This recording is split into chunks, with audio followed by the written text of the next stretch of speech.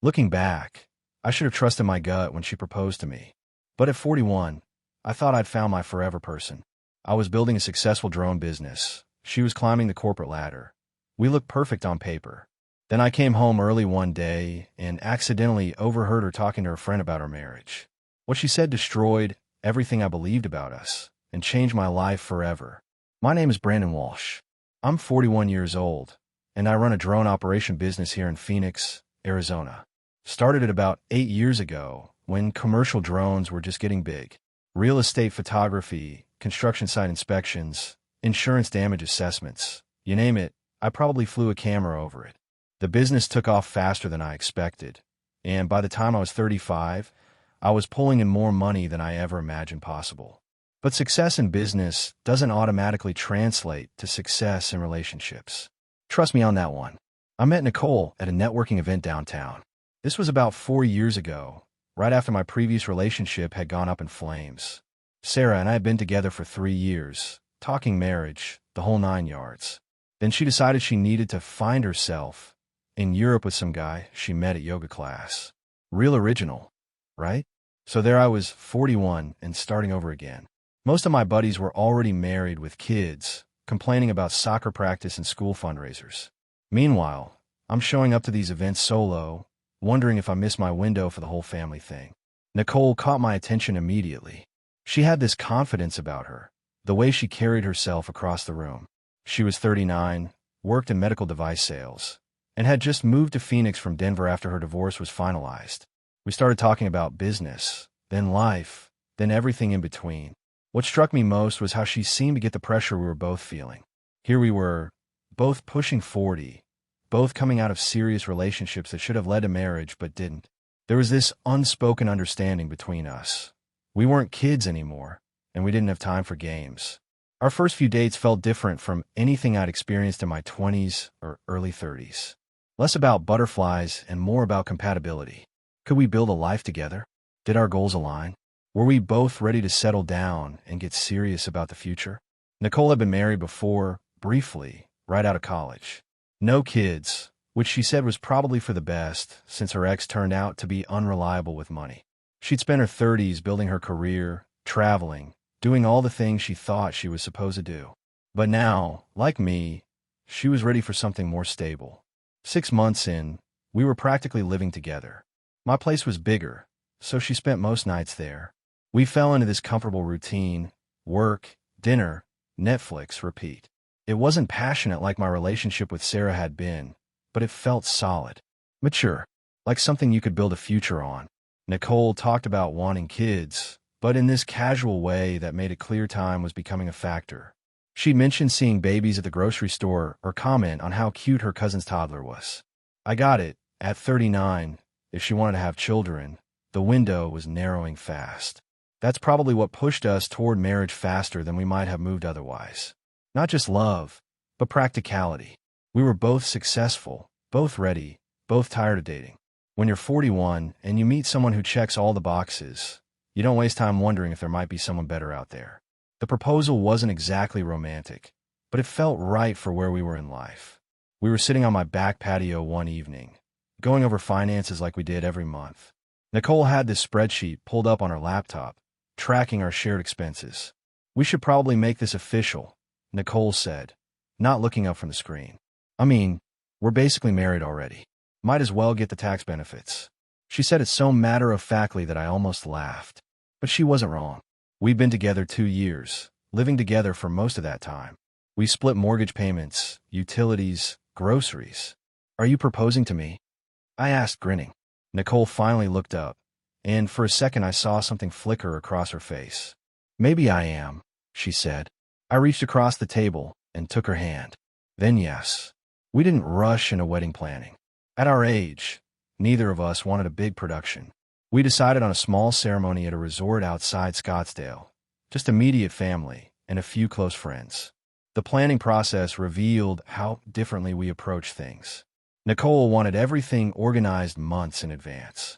I was more go with the flow, figuring we'd work out details as we went. "Brandon, we need to nail down the photographer," Nicole said one evening, scrolling through vendor websites. "It's just 40 people," I replied from the kitchen. How hard can it be? You're in a business, she said, her voice getting that edge it got when she thought I wasn't taking something seriously enough. You know planning matters. She was right, of course. My drone business succeeded because I planned every job meticulously. But somehow wedding planning felt different. The wedding itself went smoothly. Nicole looked beautiful in a simple ivory dress. During the ceremony, as we exchanged vows we'd written ourselves, I felt this sense of completion, like I'd finally checked the last box on becoming a proper adult.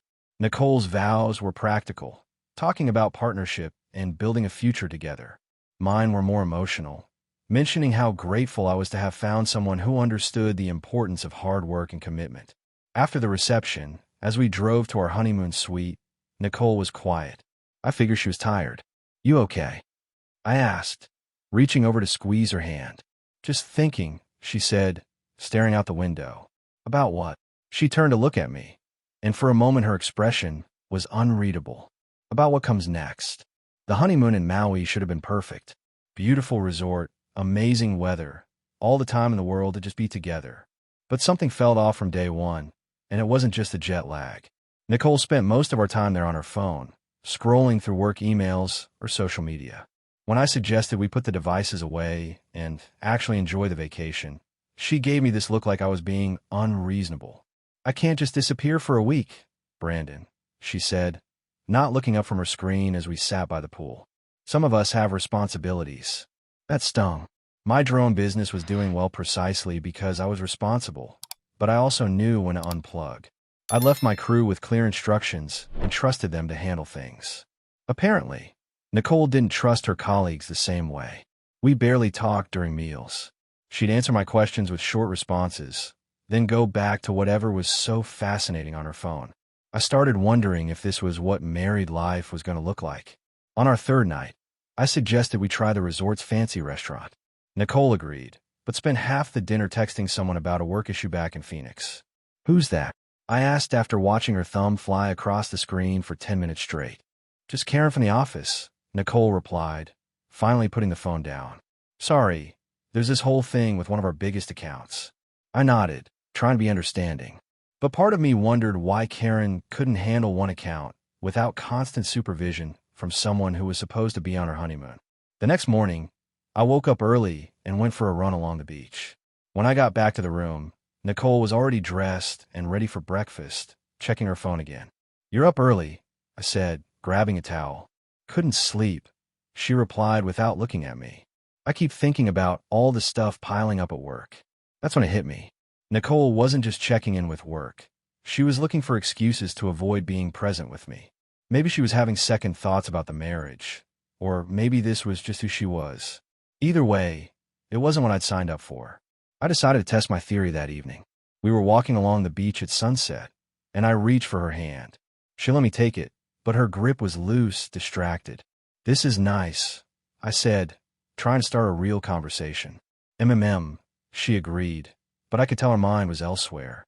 Nicole, I said, stopping and turned to face her. Are you happy? She looked genuinely surprised by the question. Of course I'm happy. Why wouldn't I be? I don't know. You just seem distant. Nicole was quiet for a long moment, staring out at the ocean. I'm just not used to having this much downtime, she finally said. It makes me anxious. I wanted to believe that was all it was. That once we got back to our normal routine, things would improve. But deep down, I was starting to worry that normal routine was exactly the problem. 6 months into marriage, I realized we were living parallel lives under the same roof. Nicole had her routines, I had mine, and they rarely intersected except for shared meals and bills. She got a promotion at work, which meant longer hours and more travel. I was happy for her success, but it felt like she was using work as an escape from her home life. Some weeks, she'd be gone 3 days out of 5, visiting clients in other cities. Congratulations on the Denver account, I said one evening when she returned from another business trip. Thanks, Nicole replied, sorting through mail at the kitchen counter. It's going to mean a lot more travel, though. How much more? She shrugged without looking up. Maybe twice a month. Sometimes 3 times if they need face-to-face meetings. I waited for her to acknowledge that this might affect our marriage, but she just kept opening envelopes like it was no big deal. Nicole, I said carefully, Don't you think we should talk about how this impacts us? What's to talk about? She replied, finally looking at me. It's good money, and we could use it if we're serious about buying a bigger house. We'd never discussed buying a bigger house. In fact, we'd barely discussed any long-term plans beyond getting married. When did we decide we needed a bigger house? I asked. We didn't decide anything, Nicole said, her tone getting defensive. I'm just thinking ahead, planning for the future. What future? We haven't talked about kids, or where we want to live, or anything really. Nicole set down the mail and crossed her arms. Brandon, I'm 39 years old. I don't have time for endless discussions about maybes. If we're going to have kids, we need to start trying soon. If we're going to move, we need to save money now. The conversation felt more like a business meeting than a discussion between spouses. Everything was about timelines and practical considerations, nothing about what we actually wanted. Do you want kids? I asked directly. Nicole hesitated, just long enough to make my stomach drop. I think so, she said finally. Don't you? I asked you first. Yes, Brandon. I want kids, but I also want to be financially secure when we have them. That night, lying in bed with Nicole already asleep beside me, I found myself thinking about my previous relationship with Sarah. Whatever problems we'd had, we'd never struggled to talk to each other. We'd spent hours discussing everything from our childhood dreams to what we want to name our future kids. With Nicole, every conversation felt calculated, like she was always thinking 2 moves ahead in some game I didn't understand. I started paying more attention to how we interacted, looking for signs that we were still connected as a couple. But the more I watched, the more I realized we functioned more like business partners than lovers. When Nicole traveled for work, I barely missed her. When she was home, we existed in the same space without really engaging.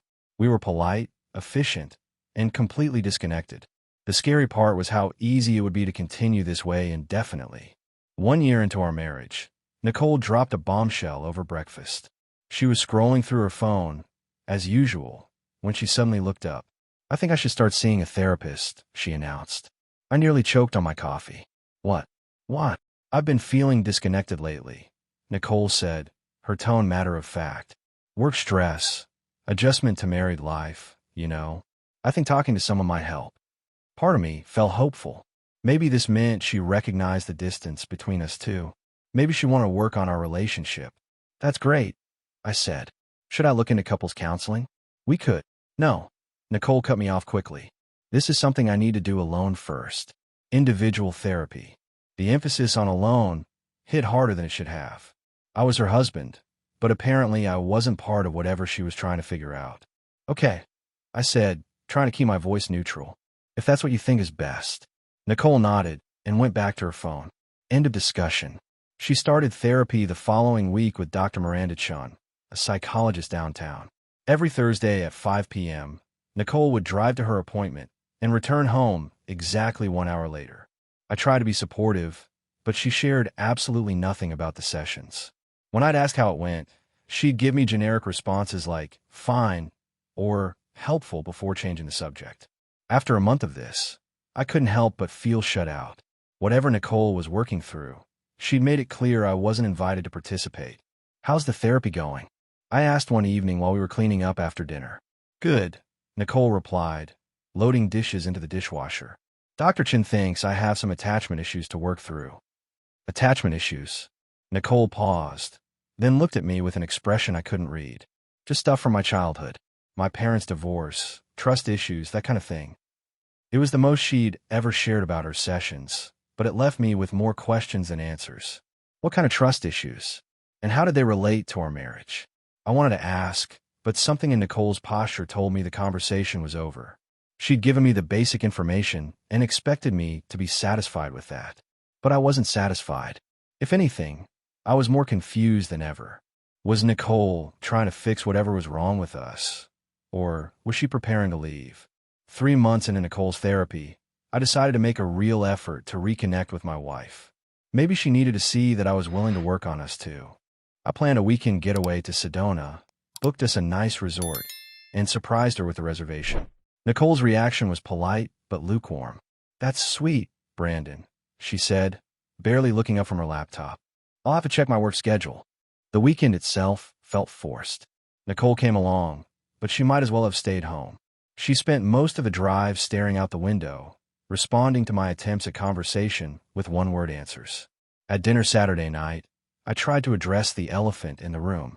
"Nicole," I said, reaching across the table for her hand. "I feel like we're roommates, not spouses." She let me hold her hand, but it felt lifeless. "What do you mean? We don't talk anymore." "Not really. We don't do things together. Half the time I feel like you'd rather be anywhere else than with me." Nicole was quiet for a long moment, staring at her joined hands. "I'm working on myself, Brandon. Dr. Chun says that's important. But what about working on us? Maybe once I figure out my own stuff, I'll be better at being married." It was a reasonable answer, but it felt like a stall tactic. How long was I supposed to wait for my wife to decide she wanted to be married to me? Back home, I tried other approaches. I started cooking her favorite meals, suggesting activities we used to enjoy, even buying flowers for no reason. Nicole accepted these gestures graciously, but without enthusiasm. The flowers would sit on the kitchen counter until they wilted. The meals were eaten in near silence. The activities were endured rather than enjoyed. I felt like I was performing for an audience that had already left the theater. One evening, I found Nicole in the bedroom, packing for another business trip. I sat on the edge of the bed and watched her fold clothes with mechanical precision. "Do you still want to be married?" I asked. Nicole stopped folding and looked at me. For a second, I thought she might give me an honest answer. "Of course I do," she said finally. "Why would you ask that?" "Because you act like being here is a chore." "That's not fair, Brandon. I'm dealing with a lot right now. We're supposed to deal with things together. That's what marriage means." Nicole resumed her packing. "Not everything has to be a team effort. Maybe not, but something had to be." And increasingly, it felt like nothing was. 2 years into our marriage, I accidentally overheard the conversation that changed everything. I'd come home early from a drone inspection job because the client had rescheduled their meeting, and I noticed my neighbor Kim's silver Honda in our driveway. I walked through the front door quietly, not wanting to startle anyone, and heard voices coming from the back patio. Nicole and Kim were having drinks, their conversation carrying clearly through the open sliding door. I was about to announce my presence and join them when I heard my name mentioned. "So how are things with Brandon these days?" Kim asked, and something in her tone made me pause. I stopped in the hallway, not wanting to interrupt, but genuinely curious about Nicole's answer. We'd been so distant lately, living like polite roommates rather than spouses. I honestly wasn't sure what she'd say about our marriage to her closest friend. "He's fine," Nicole replied, and I could hear the whine in her voice. She'd clearly had a few glasses already. "Brandon's a good man. Reliable, hard-working, successful. Everything you'd want in a husband on paper." "But," Kim prompted, clearly picking up on something hesitant in Nicole's tone. Nicole was quiet for a long moment, and I found myself holding my breath, dreading whatever was coming next. "But I don't love him," she said finally, her words hitting me like a physical blow. "I mean, I care about him as a person, but I'm not in love with him. I never was, if I'm being completely honest." My stomach dropped like I'd been sucker punched. Kim made some surprised noise, but Nicole kept talking, the alcohol apparently loosening her tone. "I married him because I was tired of being alone," Nicole continued, her voice getting more slurred and brutally honest. "I was 39, watching all my friends have babies and buy houses with their husbands. The biological clock was ticking, and I panicked." "Nicole," Kim started to say something, but my wife wasn't finished with her confession. "Brandon was safe, financially stable, the kind of man you're supposed to want when you're approaching 40. But there's no chemistry, you know? No real passion or connection. Sometimes I look at him across the dinner table and wonder what the hell I was thinking when I agreed to marry him." I stood frozen in that hallway, feeling like someone had reached into my chest and ripped out my heart. Every doubt I'd had about our relationship, every moment of emotional distance I'd tried to rationalize away, suddenly made perfect and devastating sense. "Are you going to leave him?" Kim asked quietly. "I don't know," Nicole replied with a heavy sigh. "Dr. Chun thinks I should figure out what I actually want before I make any major life decisions. But honestly, Kim, I'm not sure I have the energy to start over again at 41. Dating at this age sounds exhausting." There it was. The brutal confession I'd never wanted to hear, but somehow always suspected. My wife had never loved me. I was just a convenient choice, a safe placeholder she'd settled for when she got tired of looking for someone she actually wanted to be with. I turned around and walked back out the front door as quietly as I'd entered, my hands shaking. I sat in my truck in the driveway for 20 minutes, staring at the steering wheel and trying to process what I just learned about my marriage. When I finally went back inside, Nicole and Kim were still on the patio, now discussing some workplace drama like nothing earth-shattering had just happened. Nicole smiled and waved cheerfully when she saw me through the glass door. "Hey, honey," she called out brightly. "How was your day? You're home earlier than usual." I managed to smile back and give her a thumbs up, but inside I felt like I was disappearing piece by piece, becoming as invisible as I'd apparently always been to her. That night, I lay in bed next to my wife and felt like a stranger in my own life. Nicole fell asleep easily, probably thinking she had a nice evening with her friend. Meanwhile, I stared at the ceiling, replaying her words over and over. I don't love him. I never was. 24 hours later, I'd made my decision. I wasn't going to confront Nicole or demand explanations. What was the point? She'd been honest with Kim in a way she'd never been honest with me. The truth was out there, and now I had to decide what to do with it. I called my attorney, Jake Morrison, first thing Monday morning. "Brandon, good to hear from you," Jake said when his secretary put me through. "How's married life treating you?" "That's actually why I'm calling," I replied. "I need to file for divorce." There was a pause. "Jesus, man. What happened?" "Let's just say we want different things." Jake didn't push for details, which I appreciated. We scheduled a meeting for that afternoon to discuss the process. Since Nicole and I had only been married 2 years and had kept most of our finances separate, it would be relatively straightforward. The hardest part was going through the motions at home. Nicole noticed I was quieter than usual, but she attributed it to work stress. I let her think that. "You seem distracted lately," she commented over dinner Tuesday night. "Just thinking about some equipment upgrades," I lied. "Big investment decisions, you know." Nicole nodded and went back to her salad. If she'd been paying attention, she might have noticed I'd stopped asking about her therapy sessions, stopped suggesting weekend activities, stopped trying to connect at all. But Nicole wasn't paying attention. She was relieved, if anything, that I'd stopped pressing her about our relationship. I spent that week quietly organizing my exit strategy. Found a furnished apartment across town that I could rent month to month. Started moving important documents and personal items to my office. Made sure my business accounts were separate from our joint finances. By Friday, I was ready. I waited until Nicole left for work, then loaded my truck with everything that mattered to me. Clothes, equipment, some furniture I'd brought into the marriage. It took 3 trips, but by noon, my presence in that house had been completely erased. I left the divorce papers on the kitchen counter where Nicole would see them when she came home. No note, no explanation beyond what my attorney had written in legal language. Then I drove to my new apartment and started the process of disappearing from her life, just like she'd wished I would. The call started within hours of Nicole finding the divorce papers. My phone buzzed constantly, 23 missed calls by evening.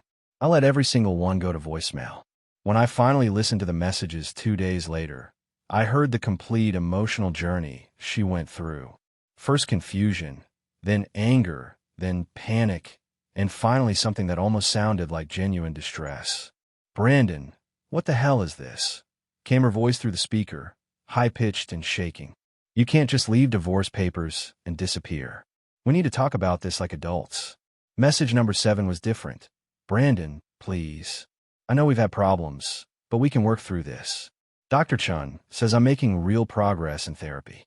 Don't throw away 2 years of marriage without even trying." By message 15, she was crying. "I don't understand what happened. Everything was fine yesterday. Please just call me back so we can discuss this rationally." But everything hadn't been fine yesterday. Everything had been a lie for 2 years. Nicole tried every angle she could think of. She called my office, but I'd already briefed my assistant to handle all client communications.